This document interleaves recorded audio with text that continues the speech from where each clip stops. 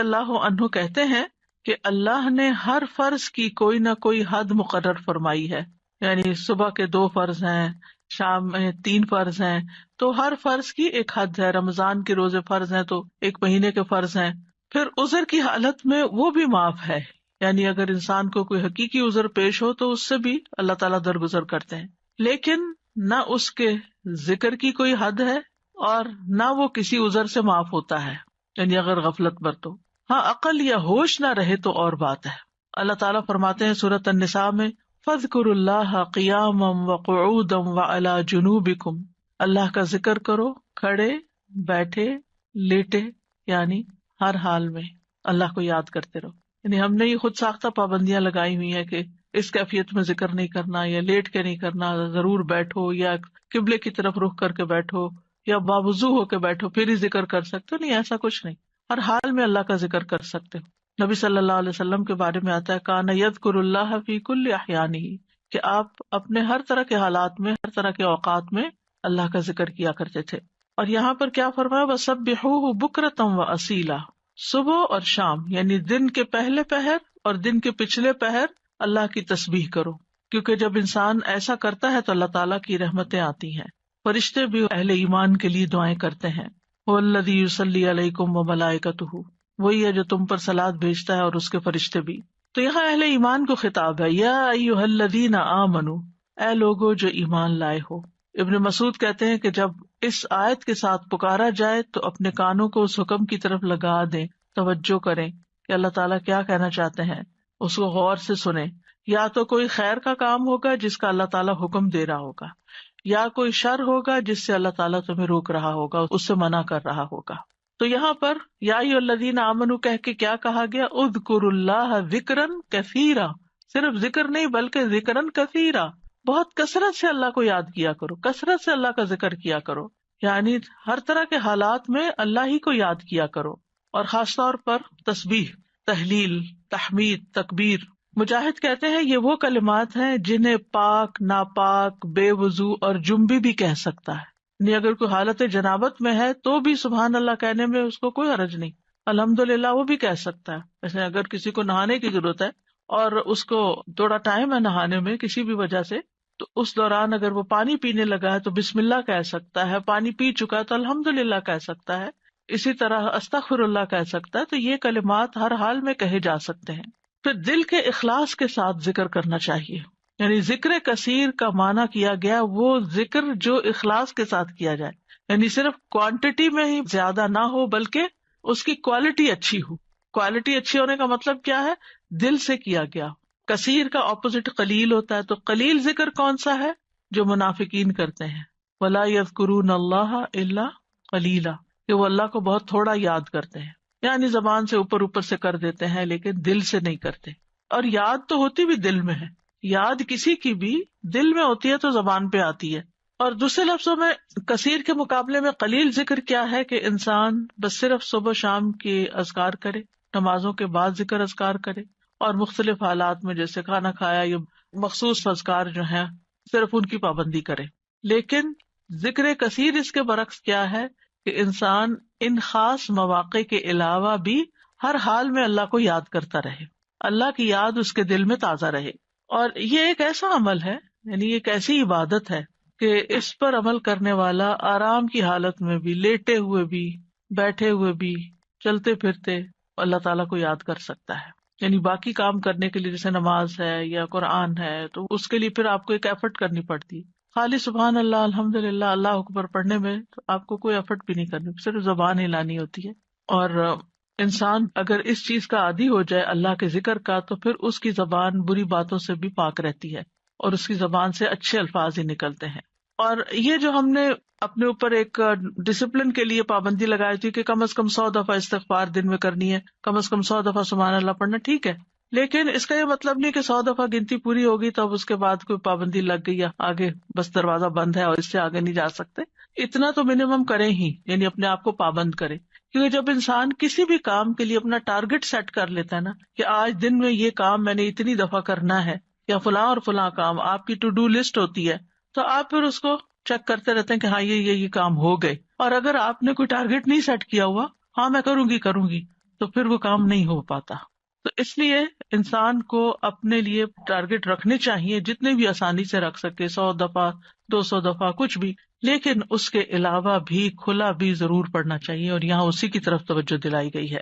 امام ابو عمر ابن الصلاح سے پوچھا گیا کہ ذکر کی وہ کتنی مقدار ہے جس کو کرنے کے بعد انسان ان لوگوں میں شامل ہو جائے جو کثرت سے اللہ کا ذکر کرنے والے ہیں. قرآن مجید میں آتا نا، والذاکرین اللہ کثیرا والذاکرات اعد اللہ لہم مغفرۃ واجرا عظیما، کہ جو بہت زیادہ اللہ کا ذکر کثرت سے کرتے ہیں، مرد ہیں، عورتیں ہیں، اللہ نے ان کے لیے بہت بڑا اجر تیار کر رکھا ہے اور بخشش عطا کرے گا اس کو. یعنی وہ پھر کیا ہے، یعنی کتنا کریں کہ ہم ایسے خوش قسمت لوگوں میں شامل ہو جائیں. انہوں نے کہا کہ اگر وہ نبی صلی اللہ علیہ وسلم سے ثابت شدہ اذکار پر ہمیشگی کرتا ہے، ثابت شدہ یعنی جو پروون ہے، سنت میں موجود ہے، تو وہ ان لوگوں میں شمار ہوگا جو مرد اور عورتیں اللہ کا کثرت سے ذکر کرتے ہیں. وَسَبِّحُوهُ بُكْرَةً وَأَصِيلًا، اور اس کی تسبیح بیان کرو صبح اور شام. تسبیح کا مطلب ہے اللہ تعالیٰ کی ذات کو ان تمام صفات اور افعال سے پاک بیان کرنا جو اس کے لیے جائز نہیں، یعنی اللہ کو ہر عیب سے پاک بیان کرنا. اب دیکھیے کہ شیطان جو ہے نا وہ انسان کا دشمن ہے، اور شیطان انسان کے دل میں اللہ تعالیٰ کے بارے میں کوئی نہ کوئی بدگمانی ڈال دیتا ہے، کوئی نہ کوئی ایسے خیالات ڈال دیتا ہے کہ جو انسان کی عقل نہیں بھی مانتی اور اس کو پسند نہیں بھی آتے، لیکن وہ خیال گزر جاتے ہیں، آتے ہیں اور چلے جاتے ہیں، جن کو وسوسے کہا جاتا ہے. اور اس کا شکار ہر انسان ہوتا ہے کسی نہ کسی درجے پر. سورۃ قاف میں اللہ تعالیٰ فرماتے ہیں وَنَعْلَمُ مَا تُوَسْوِسُ بِهِ نَفْسُهُ، اور ہم جانتے ہیں جو اس کا نفس اس کو وسوسے ڈالتا ہے. انسان کے اندر جو اندر سے اٹھتے ہیں یا شیطان کی ڈالی ہوئی نجاست ہوتی. اب اس کا توڑ کیا ہو؟ کیا اب انسان پریشان ہو کے بیٹھا رہے؟ کچھ لوگ بے حد پریشان رہتے ہیں کہ ہمیں وسوسے آتے ہیں. وسوسے ہر ایک کو آتے ہیں، لیکن ان کا پیچھا نہیں کرنا چاہیے اور ان کو جھٹک دینا چاہیے. جیسے آپ کہیں سے گزر رہے، آپ کے کپڑوں پہ گرد و غبار پڑ گیا تو آپ کیا کرتے ہیں؟ جھٹک دیتے ہیں. بس وسوسوں کو جھٹکتے چلے جائیں، ان کو ٹھہرنے نہ دیں.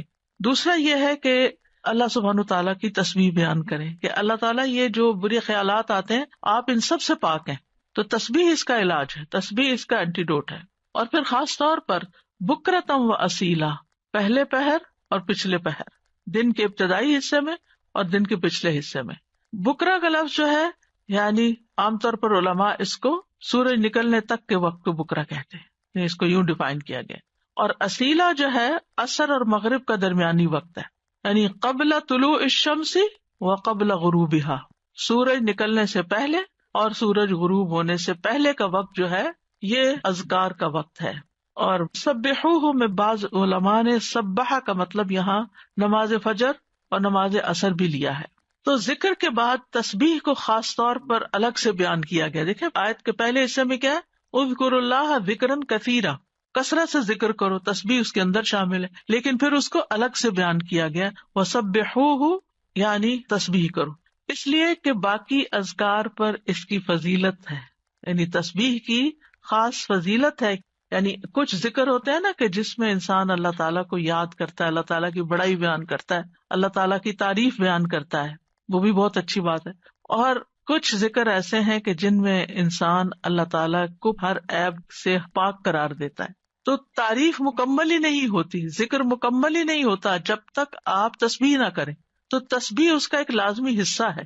اور پھر خاص طور پر اس لیے بھی کہ جیسے یعنی صبح شام وقت بھی بتا دیا گیا کہ تسبیح کا زیادہ اچھا وقت جو ہے یا مناسب وقت صبح اور شام ہے، کیونکہ یہ اوقات اپنے اندر ایک خاص فضیلت رکھتے ہیں. صبح کا وقت یہ برکت کا وقت ہے، اور والعصر عصر کے وقت یہ اللہ نے قسم کھائی ہے. ادھر فجر کی والفجر ولیال عشر، اور ادھر عصر کی والعصر ان الانسان لفی خسر. وہاں پر انسان کو ایک دن مل رہا ہوتا ہے اور عصر کے وقت دن ہاتھ سے جا رہا ہوتا ہے، انسان خسارے میں پڑ رہا ہوتا ہے، لوز کر رہا ہوتا ہے، ایک چیز ہاتھ سے چھٹ رہی ہوتی ہے. تو جس وقت کوئی نعمت مل رہی ہے اس وقت بھی اللہ کو یاد کرو، اور جس وقت کوئی نعمت جا رہی ہے اس وقت بھی خاص طور پر اللہ کو یاد کرو. ان اوقات میں اگر انسان اللہ تعالیٰ کو یاد کرتا ہے تو پھر ڈپریشن کا شکار نہیں ہوتا.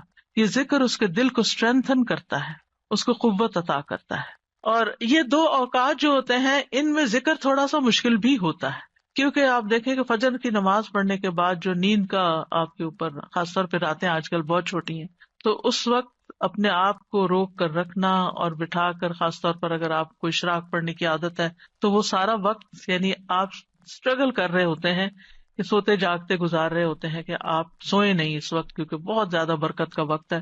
یعنی کوئی معمولی اجر ہے کہ پورے حج اور عمرے کا ثواب اگر انسان فجر کی نماز پڑھ کے اپنی جگہ پہ بیٹھا رہے اور ذکر اذکار کرتا رہے اور پھر سورج نکلے اور پھر 2 رکعت پڑھ لے تو اتنا زیادہ اجر و ثواب. تو یہ اجر و ثواب ایسے مفت میں نہیں ملتا. اللہ تعالیٰ کو پتا تھا کہ یہ وقت بندوں پہ کتنا بھاری ہوگا. اور اسی طرح عصر کا وقت کام کاج کا وقت ہوتا ہے، دن جا رہا ہوتا ہے، انسان اپنے کام سمیٹ رہا ہوتا ہے، جیسے خاص طور پر جو لوگ جابس پر ہوتے ہیں یا بزنس میں ہوتے ہیں تو وہ آفٹر نون میں یعنی پھر تھکان کا شکار ہو جاتے ہیں سارا دن کام کرنے کے بعد. تو کچھ لوگ اس وقت آرام کرنے لگتے ہیں، تو وہ وقت بھی بڑا قیمتی وقت ہے. لیکن یاد رکھیے کہ ان افضل اوقات کے علاوہ سارا دن بھی اور کسی بھی وقت ذکر کرنا باعث فضیلت ہے. اور اللہ تعالیٰ نے تو ہمیں پیدا ہی اپنی عبادت کے لیے کیا ہے، تو عبادت کی کچھ خاص شکلیں ہیں اور کچھ خاص طریقے ہیں اور کچھ عمومی چیزیں ہیں جو انسان کا ہر وقت عبادت میں شامل کر سکتی ہیں. وما خلقت الجن والانس الا لیعبدون. امام نووی کہتے ہیں کہ اس آیت سے پتہ چلا کہ بندے کی افضل حالت وہ ہے جب وہ اپنے رب کا ذکر کر رہا ہوتا ہے اور وہ ان اذکار میں مصروف ہوتا ہے جو رسول اللہ صلی اللہ علیہ وسلم سے وارد ہوئے، یعنی جو آپ نے بتائے ہیں یا آپ نے کیے ہیں. اور اس طرح انسان اپنی زندگی کا مقصد پورا کر رہا ہوتا ہے. اس کے علاوہ ہم دیکھتے ہیں کہ تمام مخلوقات اللہ کا ذکر کرتی ہیں. تسبح لہ السماوات السبع، 7 آسمان اللہ کی تسبیح بیان کرتے ہیں. کبھی ہمیں خیال نہیں آیا آسمان کی طرف دیکھتے ہوئے کہ یہ تسبیح کر رہا ہے. اور یہ نہیں 7 کے 7 کر رہے ہیں. والارض، یہ زمین جس پہ ہم چلتے ہیں، جس پہ ہم چیزیں اگاتے ہیں اور جس پہ گھر بناتے ہیں، یہ زمین بھی اللہ کی تسبیح بیان کرتی ہے. ومن فیہن، اور جو مخلوق ان کے اندر ہے، آسمان و زمین کے بیچ میں یا زمین کے اندر، چھوٹے چھوٹے کیڑے مکوڑے، ہر چیز، بڑے بڑے آبجیکٹس سبھی تسبیح کرتے، چرند پرند حیوان انسان. پھر فرمایا وَإِن مِّن شَيْءٍ إِلَّا يُسَبِّحُ بِحَمْدِهِ، اور کوئی چیز نہیں مگر وہ اس کی حمد کے ساتھ اس کی تسبیح کرتی ہے. وَلَٰكِن لَّا تَفْقَهُونَ تَسْبِيحَهُمْ، لیکن تم ان کی تسبیح کو سمجھتے نہیں ہو، یعنی ان کی اپنی زبانیں، ان کی اپنی بولیاں ہیں. إِنَّهُ كَانَ حَلِيمًا غَفُورًا، بے شک وہ ہمیشہ سے بے حد بردبار نہایت بخشنے والا ہے. داؤد علیہ السلام کے بارے میں ہم جانتے ہیں کہ ان کے ساتھ پرندے اور پہاڑ تسبیح کیا کرتے تھے. وَسَخَّرْنَا مَعَ دَاوُودَ الْجِبَالَ يُسَبِّحْنَ وَالطَّيْرَ، ہم نے داؤد کے ساتھ پہاڑوں کو مسخر کیا جو تسبیح کرتے تھے. فرشتے تسبیح کرتے ہیں. وَالْمَلَائِكَةُ يُسَبِّحُونَ بِحَمْدِ رَبِّهِمْ وَيَسْتَغْفِرُونَ لِمَنْ فِي الْأَرْضِ، فرشتے اپنے رب کی حمد کے ساتھ تسبیح کرتے ہیں اور زمین والوں کے لیے بخشش کی دعائیں کرتے ہیں. حاملین عرش جو ہیں وہ خاص طور پر اللہ کا ذکر کرتے ہیں. ان سب میں آپ دیکھیے، چاہے زمین آسمان کی ہر چیز ہو، چاہے فرشتے ہوں، چاہے پیغمبر ہوں، سب کے ساتھ تسبیح کا لفظ آ رہا ہے کہ تسبیح کرتے ہیں. یعنی خالی ذکر نہیں آیا بلکہ تسبیح آیا ہے. تو اس سے بھی تسبیح کی فضیلت پتہ چلتی ہے. سبحان اللہ و بحمدہ سبحان اللہ العظیم، تسبیح بیان کرنا یعنی اللہ تعالیٰ کو ہر عیب سے پاک قرار دینا کہ اس میں کوئی نقص نہیں، کوئی کمی نہیں، وہ پرفیکٹ ہے، کوئی عیب نہیں، اس کا کوئی فیصلہ غلط نہیں، اس کا کوئی حکم، اس کا دین، ہر چیز صحیح ہے جو بھی اس نے بنائی ہے، پرفیکٹ بنائی ہے. تو الذین یحملون العرش ومن حولہ یسبحون بحمد ربہم، جو فرشتے عرش اٹھائے ہوئے ہیں اور جو اس کے ارد گرد ہیں سب اپنے پروردگار کی حمد کے ساتھ اس کی تسبیح کر رہے ہیں، یعنی سارے کے سارے تسبیح کرتے ہیں. اور جہاں تک ذکر کا تعلق ہے تو قرآن مجید میں ذکر کا لفظ بھی آتا ہے، یعنی عمومی ذکر تسبیح کے علاوہ جو بھی ذکر ہو، اللہ اکبر ہو، الحمدللہ ہو، لا الہ الا اللہ ہو، یا اور جو اذکار ہمیں بتائے گئے صبح شام کے. تو دیکھیے کہ مومنوں کی جو مختلف صفات بیان ہوئی ہیں ان میں صرف ذکر کے ساتھ کثرت کا لفظ آیا ہے. سورۃ الاحزاب کی آیت نمبر 35 ہے نا، ان المسلمین والمسلمات والمؤمنین والمؤمنات والقانتین والقانتات والصادقین والصادقات والصابرین والصابرات والخاشعین والخاشعات والمتصدقین والمتصدقات والصائمین والصائمات والحافظین فروجہم والحافظات والذاکرین اللہ کثیرا والذاکرات. یعنی ساری صفات اپنی جگہ ہیں کہ وہ مسلمان ہیں، مومن ہیں، فرما بردار ہیں، سچے ہیں، صبر والے ہیں، عاجزی کرنے والے ہیں، صدقہ کرنے والے ہیں، روزہ دار ہیں، اپنی شرمگاہوں کی حفاظت کرتے ہیں اور اللہ کا کثرت سے ذکر کرتے ہیں. تو اس سے بھی اندازہ لگائیں کہ ذکر کی کتنی اہمیت ہے کہ ذکر میں کثرت چاہیے.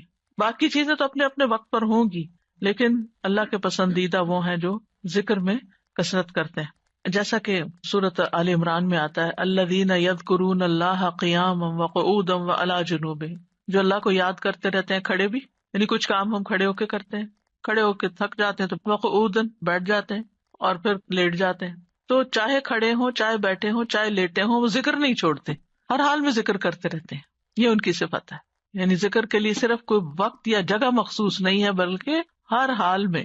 اور پھر جو اس کا اجر ہے، نبی صلی اللہ علیہ وسلم نے فرمایا کیا میں تمہیں تمہارا بہترین عمل نہ بتاؤں جو تمہارے مالک کے نزدیک اچھا اور پاکیزہ عمل ہے اور تمہارے درجات میں سب سے زیادہ بلند ہے، سونا چاندی کے خرچ کرنے سے بہتر ہے، اللہ کی راہ میں جہاد کرتے ہوئے تمہارے کفار کی گردنیں مارنے اور ان کے تمہاری گردنیں مارنے سے بھی افضل ہے۔ صحابہ نے عرض کیا کیوں نہیں؟ آپ نے فرمایا اللہ تعالیٰ کا ذکر۔ یعنی بعض اوقات انسان سوچتا ہے نا کہ میں تو کچھ کر نہیں پا رہا، لوگ تو بڑے بڑے نیکی کے کام کر جاتے ہیں، اتنے مالدار ہیں، وہ اتنا صدقہ خیرات کرتے ہیں، خاص طور پر انسان جب ایسی چیریٹیز کے بارے میں سنتا ہے جو لوگ بہت آگے بہت بڑے بڑے کام کرتے ہیں تو انسان سوچتا ہے کہ میرے پاس تو کچھ ہے ہی نہیں کرنے کے لیے، میں تو ان کے برابر کبھی آ ہی نہیں سکتا۔ کچھ لوگ ہر سال حج عمرے پہ چلے جاتے ہیں، انسان سوچتا ہے میں تو یہ بھی نہیں کر سکتا۔ اسی طرح کچھ لوگ اور بڑے بڑے کام کر رہے ہوتے ہیں، خدمت خلق کے بڑے کام کر رہے ہوتے ہیں۔ آپ کبھی کبھی پڑھتے ہیں نا کہ مخصوص شخصیات کے بارے میں، اس نے اتنے ہزار لوگوں کو مسلمان کیا، انسان سر پکڑ کے بیٹھ جاتا ہے کہ ہم نے تو ایک کو بھی نہیں شاید کیا۔ تو اسی طرح فلاں شخص نے اتنے 100 مسجدیں افریقہ میں بنوا دی، کہتے ہم نے کیا کیا؟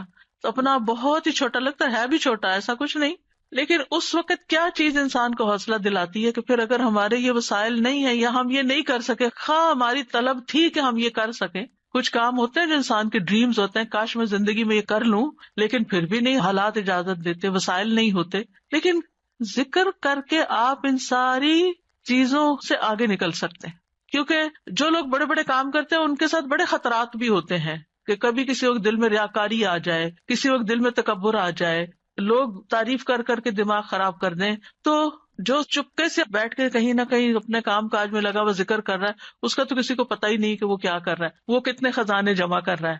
تو اس لیے جو چیز ہمارے ہاتھ میں ہے ہم اس کو تو گریب کریں، اس اپرچونٹی کو تو نہ جانے دیں، اس وقت کو تو نہ ضائع کریں، اس میں تو ہمارا کچھ بھی خرچ نہیں ہوتا۔ اور نبی صلی اللہ علیہ وسلم نے یہ بھی فرمایا، صحیح مسلم میں ہے، سبق المفردون قالوا وما المفردون یا رسول اللہ قال الذاکرون اللہ کثیرا والذاکرات۔ اچھا یہاں نوٹ کریں کہ ذکر کرنے والوں میں عورتوں کے نام بھی ساتھ ساتھ ہیں، کہ یہ صرف مردوں کے لیے نہیں ہے، عورتیں بھی اس میں شامل ہیں۔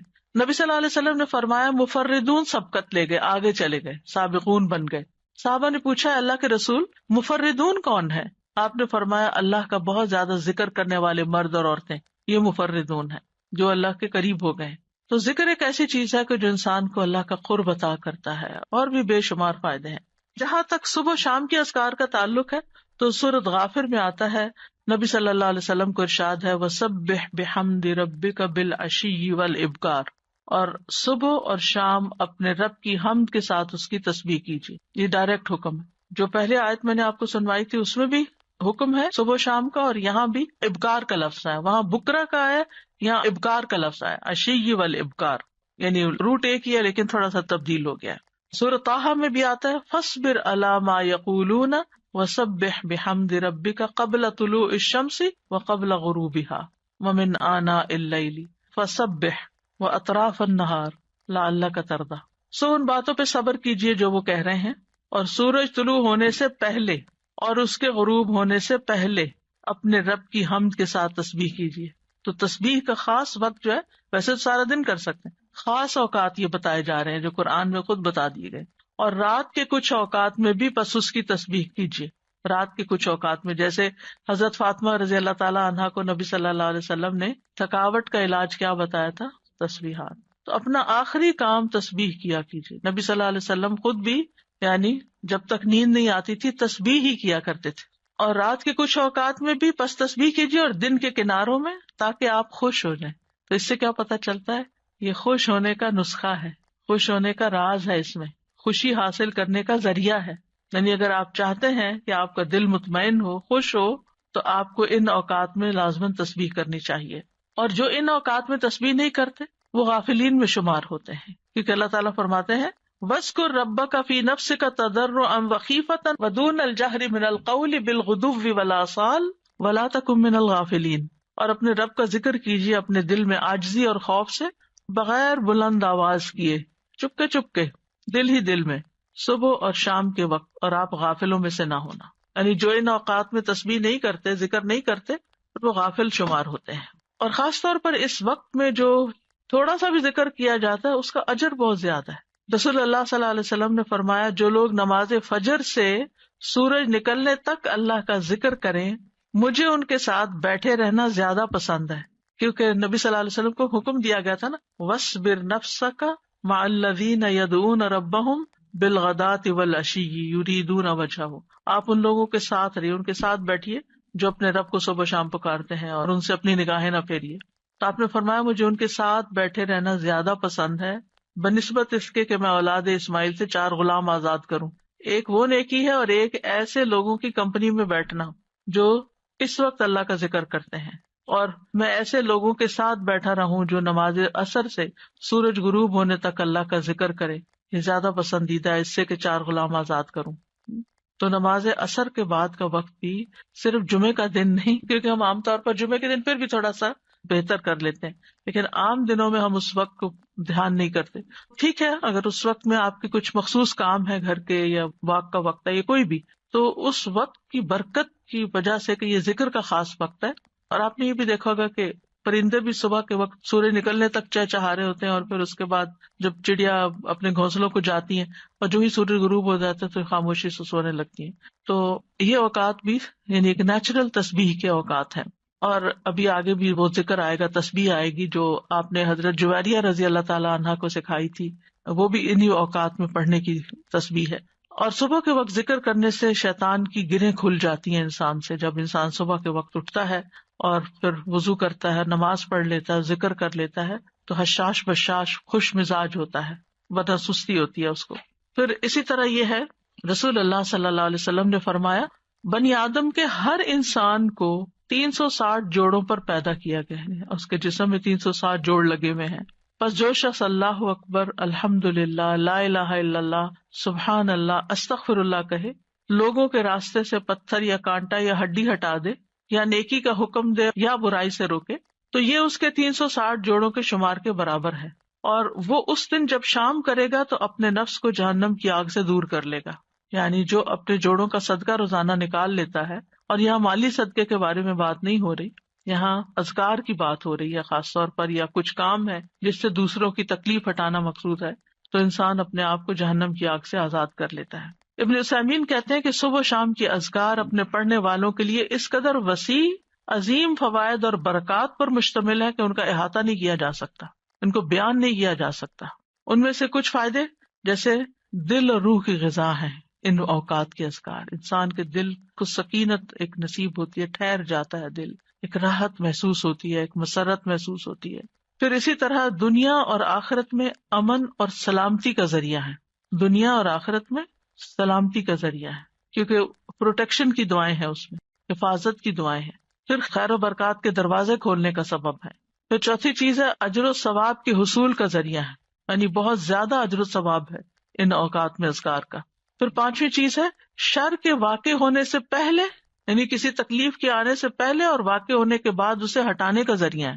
ویسے بھی نبی صلی اللہ علیہ وسلم نے فرمایا نا، دعا اس مصیبت میں بھی فائدہ دیتی ہے جو واقع ہو چکی ہے، اور اس میں بھی فائدہ دیتی ہے جو ابھی واقع نہیں ہوئی، جو ابھی مصیبت نہیں آئی.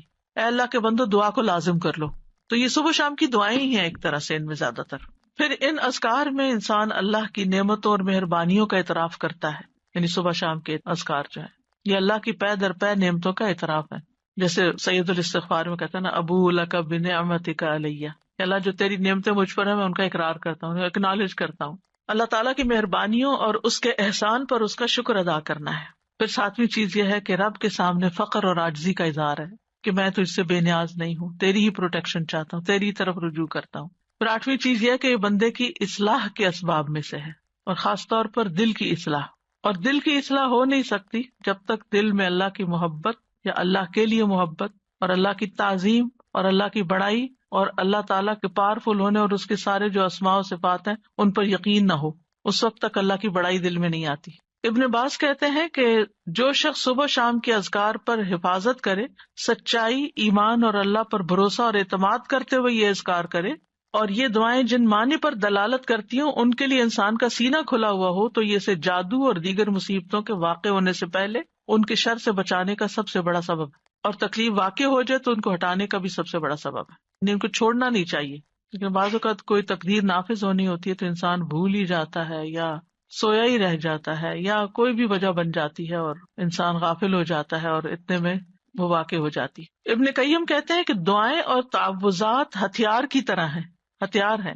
ہتھیار مارنے والے کی قابلیت اور صلاحیت کے مطابق اثر کرتا ہے، صرف تیز دھار کے ساتھ نہیں. یعنی آپ کے پاس کیسی بھی سوڈ ہو، آپ کے پاس کیسی بھی گن ہو، لیکن اگر آپ کو چلانی نہیں آتی تو فائدہ نہیں ہے.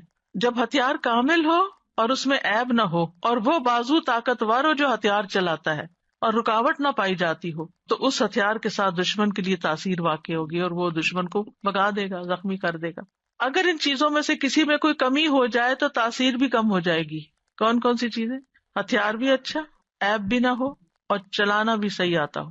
آپ نے عام طور پہ سنا ہوگا لوگ کہتے ہیں کہ ہم خود نہیں رقیہ کر سکتے، کسی راقی کے پاس جانے کی کیا ضرورت ہے. ہم بھی کر سکتے، بھی ضرور کرو، کسی نے منع تو نہیں کیا. لیکن بعض اوقات جو راقی ہوتے ہیں نا، ان کا جو یقین ہوتا ہے، ان کا جو انداز ہوتا ہے، ان کی جو آواز ہوتی ہے، اس کا اثر ہی کچھ اور ہوتا ہے. چلے رقیے کو آپ چھوڑیں، عام جو زبان میں بات کرتے ہیں، مثلا ایک شخص کہتا ہے ادھر آؤ، بچے کو کہتے ہیں ادھر آؤ، وہ سنتا ہی نہیں، تو اس کہتا ہے ادھر آؤ، تو وہ ڈر کے مارے آ جاتا ہے. کہنے والے کے کہنے میں بڑا فرق بھی ہوتا ہے اور اس کا اثر بھی فرق ہوتا ہے. کچھ لوگوں کی بات لوگ آسانی سے مان جاتے ہیں اور کچھ کی تو بالکل نہیں مانتے. ہم سب جانتے ہیں گھر میں بھی عام طور پہ دیکھا گیا کہ ماں کی بات کا اثر اور ہوتا ہے، باپ کی بات کا کچھ اور ہوتا ہے، کبھی وائس ورسا بھی ہوتا ہے. لیکن یہ ہے کہ فرق ہے ایک بندے کے ذکر کرنے اور پڑھنے اور جن بھوت کو بگانے اور دوسرے بندے کے بگانے میں. جو خود ہی جنوں بھوتوں سے ڈرتا ہو وہ بگائے گا کہاں سے؟ تو جو ایسا کام کرنے والے ہوتے ہیں نا، اللہ نے ان کو خاص صلاحیتیں دی ہوتی ہیں اور خاص ٹیکنیکس بھی دی ہوتی ہیں اور سجھائی ہوتی ہیں، ان کے دل میں ڈالی ہوتی ہیں. بعض اوقات وہ کوئی کسی کو نقل نہیں کر رہے ہوتے، وہ جو ان کے دل میں آتا ہے اس کے مطابق وہ بیان کرتے جاتے، پڑھتے جاتے ہیں مریض کے حسب حال، کیونکہ ہر مریض فرق ہوتا ہے، ان کا ایکسپیرینس بھی فرق ہوتا ہے کہ کیا چیز فائدہ دیتی کیا نہیں دیتی.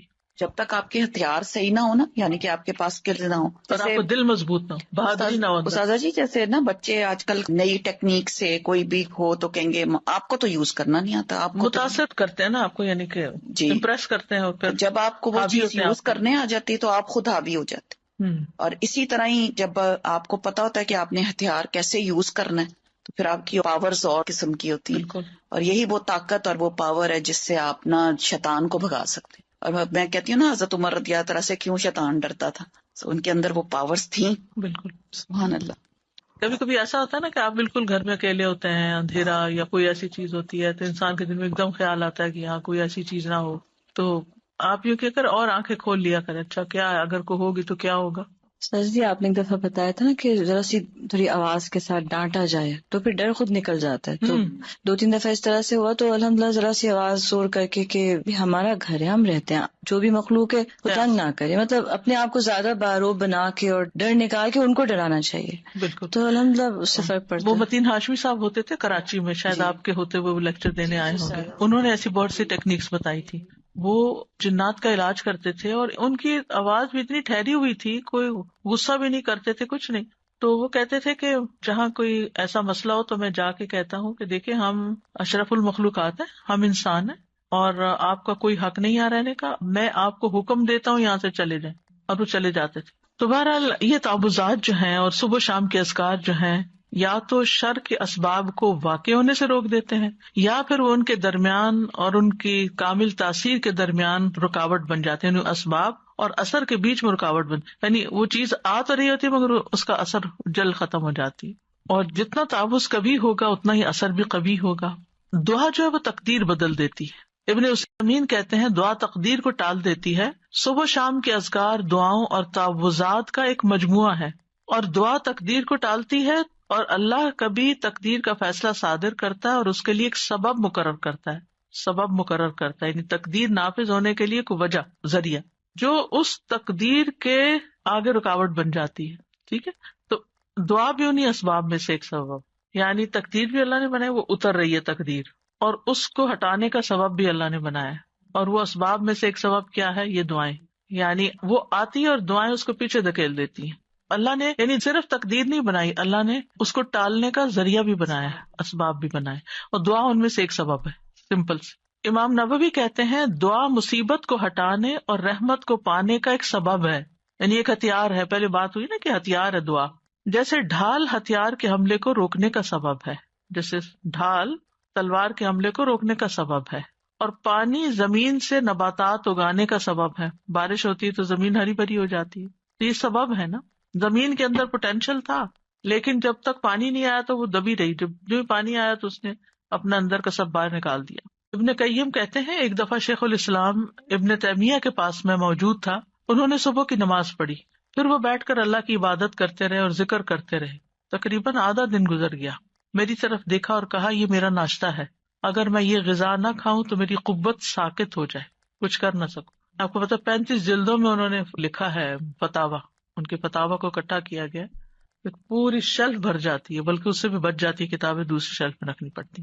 تو ہم سوچئے کہ اتنے بڑے بڑے کام لوگ کس طرح کر جاتے تھے اللہ کی مدد کے ساتھ، اور اللہ کی مدد اللہ کے ذکر کے ساتھ آتی ہے، اور خاص طور پر فجر کے بعد سونے کو جو ناپسند کرنا، کیونکہ وہ برکت کا وقت ہوتا تھا۔ ابن قیم کہتے ہیں سلف صالحین کے نزدیک یہ بات ناپسندیدہ اور مکروہ تھی کہ صبح کی نماز سے لے کر سورج کے طلوع ہونے تک انسان سوئے، یہ غنیمت کا وقت ہے۔ سورج نکل آئے پھر اپنا کام کاج کر کے اگر آپ دوبارہ ریسٹ کرنا چاہیں کیونکہ راتیں چھوٹی ہیں تو پھر اور بات ہے۔ یہ وقت رزق کے نازل ہونے کا اور رزق بانٹنے کا وقت ہے، اس میں برکت نازل ہوتی ہے۔ اب اس کے بعد ہے صبح شام کے اذکار کے آداب جو ہے وہ کیا ہے۔ سب سے پہلی بات یہ کہ زبان اور حضور قلب کے ساتھ، دل اور زبان کی حاضری کے ساتھ ذکر کیا جائے۔ جب یہ دونوں چیزیں متحد ہو جاتی ہیں اور اذکار کرنے والا سچائی، یقین اور اللہ کے ساتھ اچھا گمان کرتے ہوئے ان کے معنی میں غور و فکر کرتے ہوئے پڑھتا ہے تو یہ پڑھنے والے کو فائدہ دیتی ہیں، اس پڑھنے والے کی حفاظت ہوتی ہے، اس سے مصیبتیں دور ہوتی ہیں۔ ابن قیم کہتے ہیں تمام اذکار سے افضل اور زیادہ مفید وہ ذکر ہے جس میں زبان اور دل ساتھ ہوں، جو بول رہے ہیں وہ آپ کا دل سمجھ بھی رہا ہے اور اس کے موافق ہوں، اور وہ نبوی اذکار سے ہوں یعنی سنت سے ثابت ہوں، اور ذکر کرنے والا معنی اور مقصد سمجھتا ہو۔ پھر اسی طرح ان اذکار کا وقت جو ہے طلوع فجر سے پہلے شروع ہو جاتا ہے اور طلوع شمس سے پہلے تک رہتا ہے، یعنی جو ہی اذان ہوتی ہے نا فجر کی اس وقت سے شروع ہو جاتا ہے سورج نکلنے تک۔ اور شام کے اذکار کا وقت عصر کے بعد سے لے کر رات کے اول حصے تک ہوتا ہے، مغرب کے وقت تک۔ اگر کسی سے یہ اوقات رہ جائیں، ان سے محروم ہو جائے، بھول گیا یا کوئی رکاوٹ بن گئی تو کوئی حرج نہیں، صبح کے اذکار چاش کا وقت ختم ہونے تک پڑھ لے اور شام کے اذکار رات کے 1/3 حصے تک پڑھ لے، لیکن یہ رخصت ہے، اصل وقت ان کا سورج نکلنے سے پہلے اور غروب ہونے سے پہلے کا ہی ہے۔ ابن باز کہتے ہیں سنت یہ ہے کہ صبح اور شام کے اذکار اور دعاؤں کو ان کے وقت میں ادا کرنے کی حفاظت کی جائے، جب ان کا وقت ختم ہو جاتا ہے تو وہ ثواب بھی ان کے وقت کے ساتھ ختم ہو جاتا ہے جو اس وقت سے متعلق تھا۔ اب صبح شام کے اذکار میں سب سے پہلا ذکر آیت الکرسی کا ہے۔ آیت الکرسی کیا ہے؟ اللہ لا الہ الا هو الحی القیوم، آخر تک۔ صبح شام آیت الکرسی پڑھنے سے حفاظت ملتی ہے، یعنی حدیث سے بھی ثابت ہے، خاص طور پر جنات کے اثر سے بچاؤ ہوتا ہے۔ آیت الکرسی میں آپ دیکھیں اللہ سبحانہ تعالیٰ کا تعارف ہے، اس کے اسماء و صفات ہیں۔ قرآن کریم کی کوئی اور آیت ایسی نہیں جس میں اللہ تعالیٰ کے اتنے نام اور صفات بیان ہوئی ہوں۔ اس میں اللہ کا ذاتی نام اللہ بھی آیا اور تقریباً 27 صفات اور افعال وغیرہ آئے ہیں۔ سب سے پہلے اللہ تعالیٰ کی الوہیت کا ذکر ہے، اللہ لا الہ الا ہو، کہ وہ الوہیت میں اکیلا ہے۔ پھر الحی القیوم، اور یہ دونوں نام ان کو اسماء اعظم بھی کہا گیا ہے۔ حی زندہ ہے، نہیں اس کو کبھی موت نہیں آئی، کمال صفات میں سے، اور قیوم قائم رکھنے والا کمال افعال میں سے۔ بعض لوگ یہ سوال کرتے ہیں نا کہ اللہ تعالیٰ کو کس نے پیدا کیا ہے، تو اللہ سبحانہ تعالیٰ کی کوئی بگننگ نہیں ہے جیسے ہماری بگننگ ہے اور ہمارا ایک اینڈ ہے، نہیں، اللہ کی ایسے نہیں۔ اس میں آپ دیکھیے کہ ٹائم کا کریٹر اللہ ہے، تو جب ٹائم ہی نہیں تھا تب بھی اللہ ہے۔ یہ مہینے اور سال کس نے بنائے، اور ان کی نشاندہی کس سے ہوتی؟ سورج سے۔ ایک وقت تھا کہ سورج نہیں تھا، دن اور رات نہیں تھے، مہینے اور سال نہیں تھے، اللہ تعالیٰ اس وقت بھی موجود تھا۔ هو الاول، وہی اول ہے، والآخر والظاہر والباطن۔ تو اس لیے اللہ سبحانہ تعالیٰ کو پہچاننا ضروری ہے، اس کو جاننا ضروری ہے، اور اس پہچان اور جان کے ساتھ اگر آپ پھر ذکر کرتے ہیں تو اس کا اثر ہی کچھ اور ہوتا ہے۔ آیت الکرسی بہت پاورفل آیت ہے، اس کے پاور کی وجہ کیا ہے؟ اس میں اللہ تعالیٰ کے نام اور صفات بیان ہوئے۔ لا تأخذہ سنۃ ولا نوم، نہ اس کو نیند آتی ہے نہ اونگ آتی، ہلکی نیند بھی نہیں آتی، گہری نیند آتی ہی نہیں ہے. پھر ہر چیز کا مالک ہے، لہو ما فی السماوات و ما فی الارض، ہر چیز اسی کی ہے، ہر چیز اسی کے کنٹرول میں ہے. من ذا الذی یشفع عندہ الا باذنہ، کوئی اس کے ہاں سفارش بھی نہیں کر سکتا، اس کی جرات بھی نہیں کر سکتا مگر جس کو وہ خود اجازت